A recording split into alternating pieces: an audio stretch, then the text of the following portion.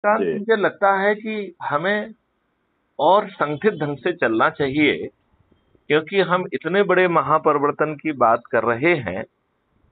हमारी गति पर्याप्त नहीं है इस परिवर्तन को जमीन पर उतारने की, जी क्योंकि जितने भी संगठन हैं, विशेष तौर पर जो सच में एक महापरिवर्तित भारत को जमीन पर चाहते हैं, they have to align very fast.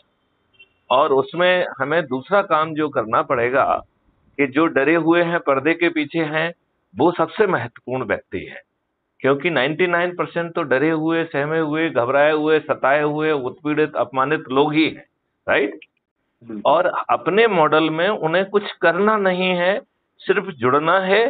अपने परिवार के लोगों को जोड़ना है, अपने रिश्तेदारों को जोड़ना है, अपने मित्रों को जोड़ना है, अपने पड़ोसियों को जोड़ना है, अपने आसपास के युवा साथियों को और वरिष्ठ नागरिकों को जोड़ना है, और उन सामाजिक संगठनों को जिससे वो खुद बरसों से जुड़ा हुआ है, उनको जोड़ने का मात्र प्रयास करना है। और 10 लोगों को प्रतिदिन के हिसाब से 90 लोगों को जोड़ने का प्रयास है, जोड़ना नहीं है। क्योंकि 90 में से 100 करोड़ में से 90 करोड़ जो लोग हैं, उनको एक भी व्यक्ति को नहीं जोड़ना है, खुद को जुड़ जाना है। केवल 9 करोड़ को ही 10 लोगों को जोड़ना है, केवल 90 लाख को ही 20 लोगों को जोड़ना है, केवल 9 लाख को ही 30 को जोड़ना है, केवल 90,000 लोगों को ही 40 को जोड़ना है, 9,000 लोगों को 50 को जोड़ना है, और 900 लोगों को 60 को जोड़ना है, 90 लोगों को 70 को जोड़ना है, 9 लोगों को 80 को जोड़ना है, और एक मैथिली शरण गुप्त को 90 को जोड़ना है। तो आपको नहीं लगता है कि इतने बड़े बदलाव के लिए, जिसमें आपका सब कुछ बदल जाएगा, जो दुष्ट राजनेताओं ने, गुलामों के नियम कानून, जो अंग्रेजों ने एक सोची समझी रणनीति के तहत आपको 1857 जैसी क्रांति दोबारा ना हो पाए, आपको अपमानित करने के लिए, शोषित करने के लिए जो नियम कानून बनाए थे, ये लज्जा की बात है कि 75 के साल के बाद भी हमारे ऊपर थुपे हुए हैं। और हम विद्वान इस बात को समझने के लिए कि बहुत बुद्धि चाहिए। श्रीकांत, क्या कहना है आपको? अब तो क्या मोदी जो जी तो बात मैं कह रहा हूं वो कठिन कह रहा हूं या सरल कह रहा हूं? एकदम सरल बात है, और मोदी जी ने तो काफी कुछ बदल भी दिया है। अब देखते हैं कितना। नहीं, नहीं बदला है। ये सब मूर्ख है, मूर्खतापूर्ण बात है। दूसरों के कहने पे जिनसे आप बदलवा रहे हैं, वो अपने हित की बात कर रहा है। 5 सर्टेनिटी वाली बात कहे ना कि बिना थाने जाए FIR दर्ज हो जाएगी क्या? क्या जो है आपका कॉग्निजेबल, नॉन कॉग्निजेबल और सिविल ऑफेंस एक हो जाएगा क्या? मतलब जिसमें आपको दाएं बाएं नहीं भटकना पड़ेगा क्या? क्रिमिनल प्रोसीजर कोड और सिविल प्रोसीजर कोड एक ही होगी क्या? क्या जो है ना, it should be redefined in the alignment कि 3 दिन से 30 दिन में न्याय मिल जाएगा? नहीं तो बेकार की बातें हैं। यदि आपने जो है CBI और ED और इनकम टैक्स वगैरह को और अधिक परिवार अधिकार दे दिए, और आप में डंडे चलाने का, तो और बड़े गुलाम बन जाएंगे आप। तो किस परिवर्तन की बात कर रहे हैं? वो परिवर्तन चर्चा क्यों नहीं होना चाहिए था? वो चर्चा, वो परिवर्तन एक्सपर्ट लोगों ने डिस्कस क्यों नहीं किया, और वो भी लाइव डिस्कशन में? वो परिवर्तन जो है पब्लिक डिस्कोर्स में क्यों नहीं आया? जो हम कह रहे हैं कि जो मॉडल्स ऑलरेडी बनाए हुए हैं, पहले वो एक्सपर्ट के साथ चर्चा किए जाएंगे, इसके बाद उनकी चर्चा जो है 45 दिन तक पब्लिक से की जाएगी, और इसके बाद जो है ना चंद्रगुप्तों से की जाएगी, वो भी पार्लियामेंट और विधानसभा के बाहर। और यहाँ चंद्रगुप्त का मतलब है विधायक, सांसद, मंत्री, मुख्यमंत्री, प्रधानमंत्री। उनसे भी डिलीवरेशन पार्लियामेंट और विधानसभा के बाहर होगा। जब उसको बाहर सॉर्ट आउट करके रिफाइन कर लिया जाएगा, तब फाइनल डिस्कोर्स जो है पार्लियामेंट में होगा, और जो बहस होगी वो विश्व स्तरीय बहस होगी। इस मॉडल पे तो कोई काम नहीं हुआ। किसको मालूम है क्या उसमें चीजें हैं क्या नहीं है? और वो चीज आपने ये जिम्मेवारी दी किसको है? उसका सोच और चिंतन क्या होना चाहिए? क्या उसका सोच और चिंतन ये था? क्या आपने ये डायरेक्टिव दिए थे कि हम इन 5 सर्टेनिटी के तहत जो है ना ये रिफाइनमेंट चाहते हैं कि बिना कोर्ट जाए ट्रायल हो जाएगा, 3 दिन से 30 दिन के अंदर ट्रायल हो जाएगा, अपराधी जो है वो अपराध करने निकलेगा और अपराध करने के पहले गिरफ्तार हो जाएगा? ये टारगेट दिया आपने अपने उसमें? क्या आपने उसमें इतनी रेवेन्यू बांटने की का प्रोविजन किया जिससे कि सरकार के पास 10 गुना ज्यादा पैसा आ जाएगा? आज तो अपराधियों के फेवर में बात है। आप बड़े अपराधी बन जाएंगे, यदि डॉन बन गए तो डॉन जो है ना श्रीकांत को फोन लगाएंगे, मिस्टर श्रीकांत 5 खोखे हमारे घर में पहुंच जाइए। यदि श्रीकांत के घर में नहीं होगा तो श्रीकांत जी अपने घर को बेच के 5 खोखे पहुंचाएंगे। ये है डॉन। ये है अपराधियों का राज, जहां आप दहशत में जीते हैं। आप दहशत में जीते हैं, आपके बच्चे दहशत में जीते हैं। जहां पुलिस आपकी जो है ना एफआईआर दर्ज नहीं करती है, जहां उन डॉन के नाम पे पुलिस की भी सिट्टी पिट्टी घूमी रहती है। आज ये स्थिति है अपने देश में कि कुछ इलाकों में पुलिस जाने में डरती है। कैसा देश पैदा कर दिया अपन ने। पहले ही सायरन बजा कर जाती है साहब। नहीं नहीं अरे घुसती नहीं है, आप तो सायरन की बात कर रहे हो। घुसती नहीं है, घुसती नहीं है। और आप किस कानून की बात कर रहे हो। जब कांग्रेस ने घटिया कानून जो है, एक मैं आपको सलाह देता हूं, कांग्रेस ने 2005 में और 2011 में 2 बार प्रयास किया है कॉमनवेल्थ वायलेंस प्रिवेंशन एक्ट का। यदि वो कानून आ गया होता तो कोई भी हिंदुस्तानी अपने हिंदुस्तान में सुरक्षित ढंग से नहीं रह पाता। उसमें इतने सारे प्रिजम्पशंस थे। मतलब आप जो है ना डिस्प्यूटेड जगह के पास में घूम रहे हैं, इट विल बी प्रिज्यूम्ड कि you are there with the criminal intent, आपको गिरफ्तार कर लिया जाएगा। जिस गाड़ी में आप बैठ के जा रहे हैं उस गाड़ी के ड्राइवर को गिरफ्तार कर लिया जाएगा, गाड़ी को जब्त कर लिया जाएगा। ना आपने कोई ओवरट एक्टिविटी की, ना आपके पास कोई हथियार है, ना कुछ। ऐसा कानून कैसे सोच सकते हैं आप, जहां पर कि संविधान ने फंडामेंटल राइट आपको दिया हुआ है कि सभी नागरिक समान होंगे। वहां पे आपने ऐसी कम तैसी करे वक्फ बोर्ड कैसे आ सकता है, जो कि there is a religious discrimination on the basis of religion.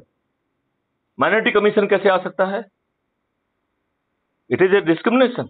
तो हमारे एक विद्वान साथी ने कहा साहब it is A affirmative discrimination. हमने कहा हम अच्छी अंग्रेजी बोल के कुछ भी discrimination is the discrimination, right. Affirmative है तो सपोर्ट करो, मेरिट को बढ़ाओ। रिजर्वेशन कैन नॉट बी जो है ना affirmative discrimination, it is you are taking away, बल्कि it is a highest form of the discriminatory discrimination. जो आपसे इंफीरियर व्यक्ति जो है आप उसको पदोन्नत भी कर दे रहे हो हमसे पहले। आप भी बताइए ना। And what kind of the जो है जो चलो आईएएस आईपीएस में ये नहीं होता है, इसलिए हम लोगों को उसका एहसास नहीं है, लेकिन सबऑर्डिनेट उसमें जहां आपसे कम मेरिट का व्यक्ति आपके बाद आया, आपके अधीनस्थ रहा, और वो आपसे जो है ना बहुत छोटे जो है ना प्रमोशनल मापदंडों में आपका बॉस बन जा रहा है, and then he is behaving and he is settling his score. Is it, मैं तो इसे अन्याय कहूंगा, मैं तो इसे मानव अधिकार का हनन कहूंगा। तो अच्छी बात है, अंग्रेजों जो है ना इनका हित पालने के लिए हम जैसे ब्यूरोक्रेट बहुत अच्छी शुद्ध अच्छी अंग्रेजी बोलते हैं। अफर्मेटिव एक्शन, अरे अफर्मेटिव एक्शन नहीं है, it is a discrimination, and it's a discrimination to the highest extent. आपने परसेंटेज के हिसाब से जो है कोई चीज तय की है, और उसके बावजूद भी आप कह रहे हैं कि वो मेरिट पे आ जाएगा तो वो जनरल का कोटा खाएगा। तो भाई फिर आपने पॉपुलेशन और परसेंटेज के हिसाब से क्यों तय किया उसको, आप मुझे बताइए ना। जो even implementation has been discriminatory.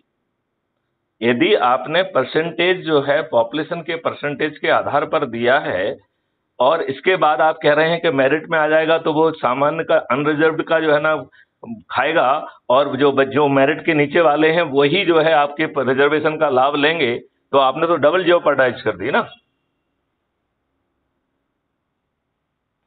इसको कौन बोलेगा, कौन करेगा। हम समृद्धि क्यों नहीं ला रहे हैं जहां किसी को जरूरत नहीं होगी। हम मेरिट को जो है ना प्रेडोमिनेंस क्यों नहीं दे रहे हैं। हम अफर्मेटिव एक्शन में उसको मेरिट देना, अफर्मेटिव एक्शन में उसको सपोर्ट देना। अब हम तो कह रहे हैं कि जो है अफर्मेटिव एक्शन जो मैं सजेस्ट कर रहा हूं that is called the affirmative action, जिसमें भारत का सबसे गरीब परिवार जिसके पास ना शिक्षा है ना हुनर है, उसे शिक्षा भी दी जाएगी, हुनर भी दी जाएगी, गाड़ी भी दिया जाएगा, कपड़े भी दिए जाएंगे, और उसको आचार विचार भी सिखाया जाएगा, और एक भी चीज फ्री में नहीं दी जाएगी। और 2029 तक उसकी जो है फैमिली की आय, मतलब आमदनी 1 लाख रुपए पर मंथ पर परिवार होगी। और क्रय शक्ति को जो है ना, चूंकि उसको 50% का डिस्काउंट है, तो क्रय शक्ति 2 लाख रुपए प्रति परिवार प्रति माह होगी। आज 1% परिवारों की भी आय उतनी नहीं है। इसका मतलब है आपका सबसे गरीब व्यक्ति 91% में पहुंच जाएगा वो। तो आपके बाकी लोग कितने समृद्ध होंगे, भारत कितना समृद्ध होगा। दिस इज कॉल्ड जो है ना अफर्मेटिव एक्शन। घटिया एक्शन को, रिजर्वेशन को और बाकी जो है ना डीमेरिट्स को बिना सपोर्ट किए आप जो है ना उसको प्रमोट कर रहे हैं। It is not affirmative action. ये जो है अंग्रेजी भाषा का शुद्ध दुरुपयोग है। Srikanth, to what extent you agree with me? पूर्णतः सहमत हूँ आपकी बात से, मैं आई एग्री। तो फिर जो है जब यदि आप पूर्णतः सहमत हैं तो अपनी पूरी शक्ति लगाओ ना भाई। अपने पास चंद महीने हैं, इस चंद महीने में जो है ना, देखिए 99% डरे सहमे घबराए लोग हैं, उन्हें जो है ना सदस्य की शपथ दिला दो, जो चाहे समाज सेवी में हो चाहे। मैं आपसे थोड़ा सा निवेदन और थोड़ा सा मार्गदर्शन चाह रहा हूँ। जरूर जरूर जरूर। कि देखिए मेरे पास सर पूरे रिफाइन हुए लोग हैं, पूरे फिल्टर्ड लोग हैं और पूरे इंटेलेक्चुअल। नहीं आप, मेरा निवेदन था, आप खाली सुन लीजिए, है ना, फिर तो आपका ही सुनूंगा मैं, है ना। तो वो लोग ऐसे हैं जो देश के लिए मर मिटना चाहते हैं, वो काम करना चाहते हैं, तो हम उनके साथ आपकी मुलाकात कब सुनिश्चित करें। एक बात देखिए, इसके दो तरीके हैं। एक मिनट, मैं अभी बहुत सारे कामों में सर, एक तो लगा हुआ और एक तो समय की बहुत वो हो जाती है ना, मतलब समय बहुत कम निकल पाता है। पर मैं भी जो है ऐसे कामों में लगा हुआ हूँ, इसमें संलिप्त हूँ, इसमें संलग्न हूँ, और जो बुद्धि विवेक है उसके अनुसार मैं पूर्णतः ईमानदारी के साथ में काम कर रहा हूँ। सवाल परिणाम का है, वो आ रहा है, अच्छा आ रहा है, ठीक है, आएगा, और उसमें प्रयास जारी है। पर हम ये जो है ये काम को लेकर कब अंजाम दें और आप इसमें कितना समर्पित हैं, वो मैं आपसे जानना चाह रहा हूँ। क्योंकि ये देखिए रास्ते अलग हो सकते हैं, मंजिल आपकी हमारी सबकी, जो ऐसा चाहते हैं सबकी एक है। हम भी मुझे लगता है रास्ता भी एक ही है। जानते क्यों? रास्ता भी लगभग एक ही है। हम भी क्योंकि देखिए दूसरे आप भी सुजलाम सुफलाम स्थापित करना चाहते हैं। देखिए वो तो हो गया एंड रिजल्ट, हम तो मंजिल की बात भी कर रहे हैं। यदि आज जो राजनेता कर रहे हैं उस तरीके से आप कभी कर नहीं पाएंगे, राइट? वो करना भी नहीं है, और उस तरीके से करेंगे तो आप जो है के परिणाम भी वही खराब ही रहेंगे। तो हमें जो है, जो मुझे लगता है, हमें जो है काम तो यही करना पड़ेगा कि जो डरे। और मैंने आपसे लास्ट टाइम भी सर आपसे आग्रह किया था कि अपना एक्चुअली डीप प्लान क्या है, मेन प्लान क्या है, वो मुझे आप भेजिए। तो आपने बोला था कि वो आएगा, समय आएगा, भेजा जाएगा, फिर उस चीज में उलझने से कोई मतलब नहीं है, नहीं तो हम डाइवर्ट हो जाएंगे। ठीक है। मैं ये कह रहा हूँ कि मुख्य जो ऑलरेडी मॉडल्स बने हुए हैं उनके जो कॉन्क्रीट फॉर्मेट है वो that is I have already shared with you. हाँ, वो आपने मुझे भेजा, मेल किया, पर उसमें सर मतलब हम और आपके लायक तो कोई बात समझ में नहीं आ रही, तो जनमानस को देखने समझाने के लिए पर्याप्त है वो। देखिए मेरा ये कहना है कि एक बार उसके मॉडल्स बने हुए हैं और जब अपन लोगों ने ये तय कर लिया है कि जो सब्जेक्ट एक्सपर्ट हैं 15 दिन तक पहले उनके एंड पे डिलीबरेशन होगा। एक्सपर्ट्स के जो व्यूज आएंगे, जैसे मैंने प्रक्रिया नहीं वो समझ गया, पर जो प्रक्रिया है ना, ये प्रक्रिया तो थोड़ा सा जो है वो कर रही है। क्या कर रही है? मतलब थोड़ा समझने में तकलीफ दे रही है। नहीं, इसको ना समझा जाए। बड़ी सिंपल सी बात है कि models are already developed, right? बहुत सारी, जस्ट ए मिनट, बहुत सारी, एक मिनट, बहुत सारी, जस्ट ए मिनट, मैं ये कह रहा हूँ इस समय यदि हम एनर्जी उसमें लगाएंगे तो हम उनके माइक्रो एलिमेंट में उलझेंगे और उसमें एनर्जी चली जाएगी। नहीं, अभी हमारी एनर्जी उस तरफ जाना ही नहीं चाहिए। अभी हमारी एनर्जी सिर्फ दो चीजों में जाना चाहिए कि यदि डरा सहमा आदमी है तो उसे सदस्य की शपथ दिला के जोड़ लिया जाए, यदि निडर निर्भीक है तो चंद्रगुप्त की शपथ कर ली जाए, क्योंकि आपके इरादे और वो चीजें तो क्लियर हैं। अब जो बाकी चीजों पे जो व्यक्ति से बात कर रहे हैं उन्होंने आपके कॉल को फोन पर रखा, साहब दूसरा कॉल आ गया। हेलो।